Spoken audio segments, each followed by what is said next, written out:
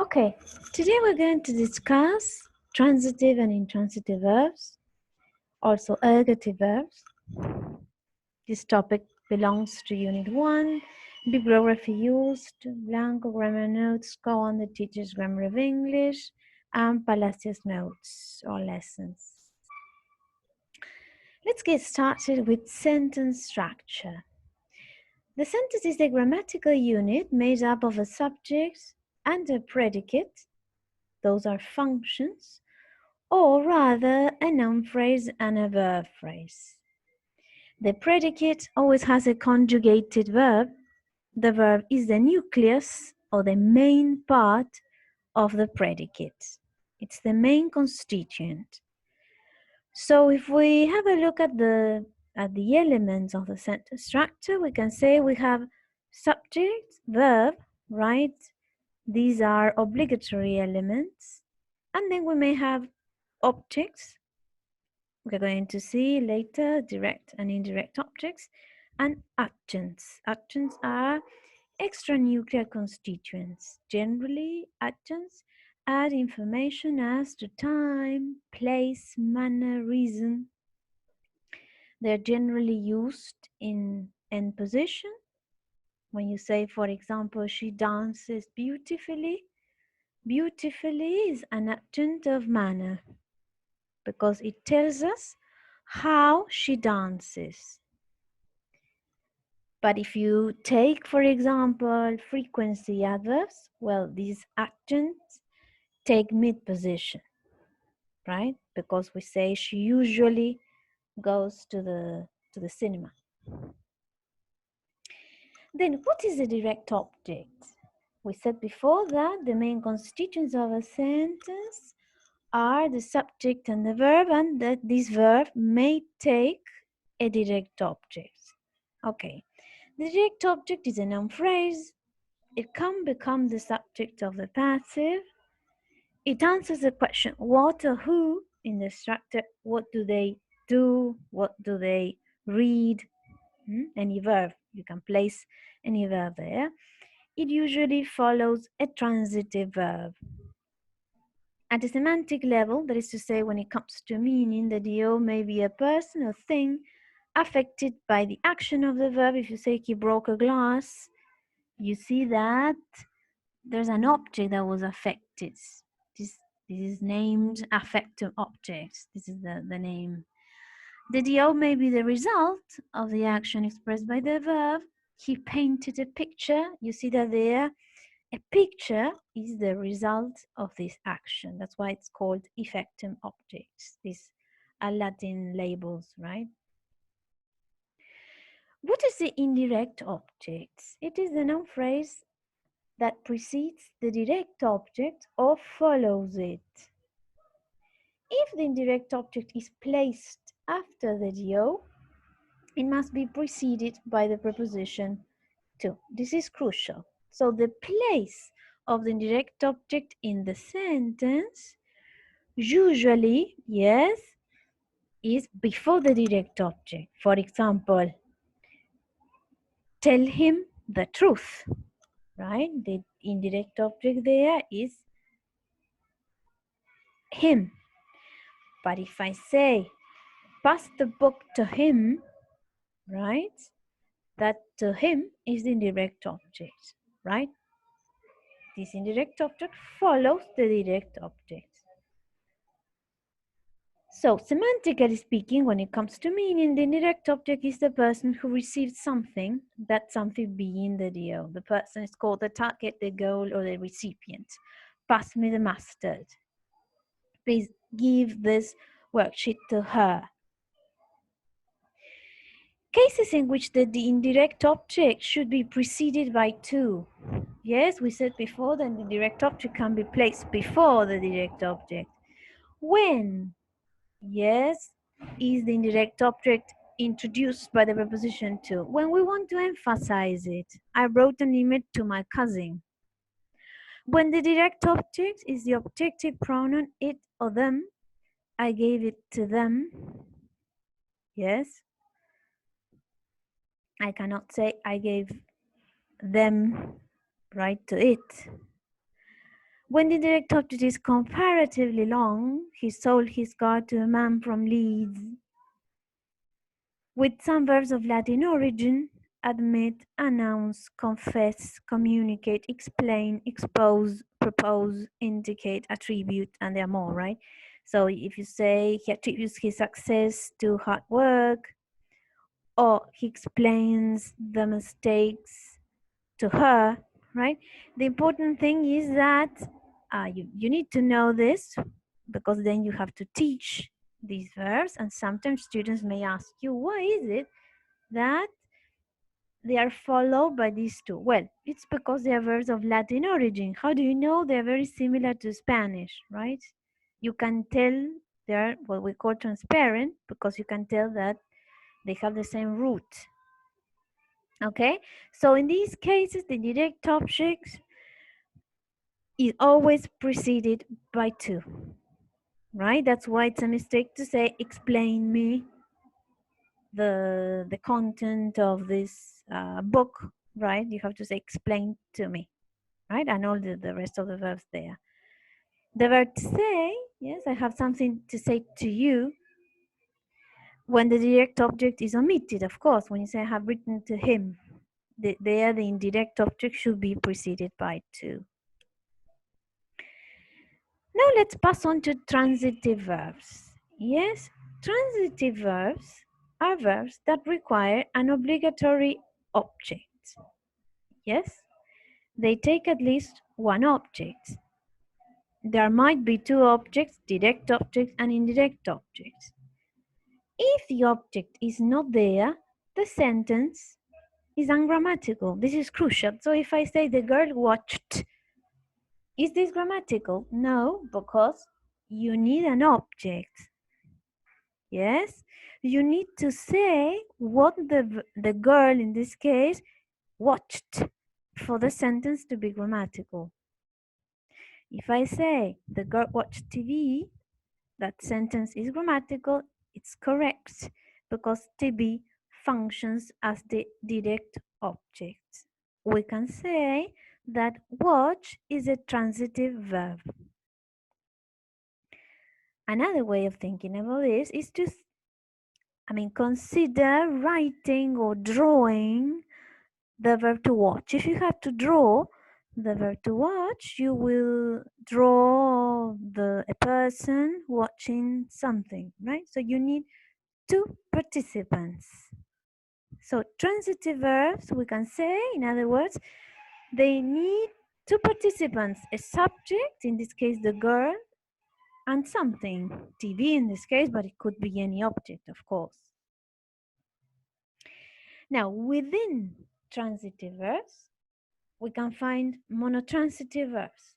As you can see, the mono, the suffix, the prefix mono means one, because these verbs take one object. Okay? For example, see, cut, need, break, enjoy. I saw John. John is the direct object.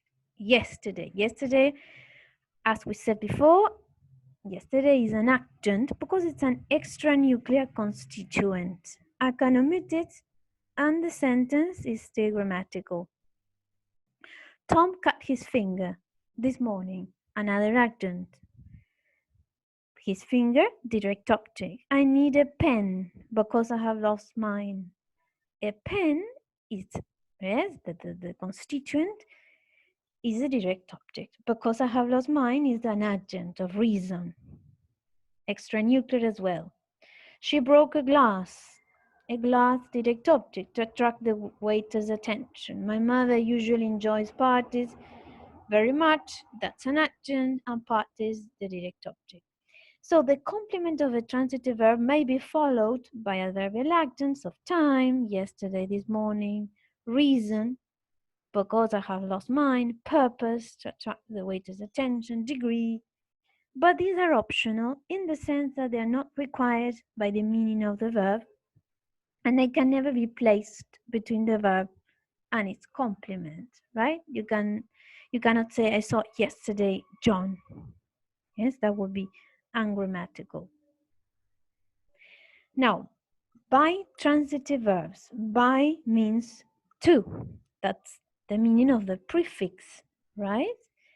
These verbs will take two objects, a direct object and an indirect object. Within this group, there are verbs of giving and verbs of communication. Verbs of giving: give, send, show, lend, hand, pass, grant. They take two complements or two objects, if you will. In traditional grammar, these verbs are called bi-transitive verbs. Their complements are called indirect objects and direct objects. With verbs of giving, the indirect object is like a place towards which the object moves. It's a person who received something, that something being the direct object. The person has also been called the actual recipient, the target, goal, or destination. But these are semantic labels. These labels belong to the semantic field, right? With verbs of communication, tell, remind, warn, inform, we have a sender of a message. Typically, the sender is the subject, the message itself, the direct object, and the receiver of the message, indirect objects. In this case, there's metaphorical movement. I told him the truth, right? Him would be the indirect object, and the truth, yes, is the noun. And we can see there's movement from the sender of the message to the recipient, movement of the message, right, in this case. Complex transitive verbs. Complex transitive verbs, we have two types. They both take a direct object, but then you can have a predicative complement or an adverbial complement. Let's discuss the first one, verbs that take a direct object and predicative complement. The predicative complement can be an adjective or noun saying something about the direct object. For example, she called the dog Topsy. The direct object there is the dog. If I say Topsy, then I am describing the dog, right? That's why it's a predicative complement, also called objective complement. Apart from that, this element or constituent is necessary because you cannot say she called the dog. She called the dog Topsy, right? The government set the prisoners free. Again, the prisoners, that's the objects, and free, yes, is a predicative complement, yes, giving information about the prisoners. Both constituents are compulsory because you cannot say the government set the prisoners, right? So there are two obligatory constituents. The first, the direct object, and a predicative complement, or in other words, a constituent that predicates something about the object. Second type, within complex transitive verbs, direct objects, adverbial complement. Why? Why is it a complement and not an adjunct? Because this constituent is nuclear. It's not an optional constituent. You must put the toys in the box immediately. So put is a complex transitive verb. It requires an object, the toys, and it also requires a place. Yes? So you must put the toys, direct object, in the box, adverbial complement. Why complement and not adjunct? Because it's obligatory. You cannot say you must put the toys. You need to say where you put the toys. Second example, John keeps the car in a garage. I cannot say John keeps the car. I need to say in the garage. So both elements, the car and in the garage, are obligatory or nuclear. Adverbial because in this case, it gives information about the place. John took Bill to San Francisco. Same example, direct objects and place. John brought Bill to Argentina. Bill, direct object to Argentina, adverbial complement, of place. It's obligatory because I cannot say John brought Bill. You need to say where, right? Now we pass on to intransitive verbs. Intransitive verbs do not require an object. We can have an adverb there, but that's optional. For example, rain, cry, laugh, swim, sleep. I can say she has been sleeping all day. All day there is an adverbial adjunct. This is an optional element.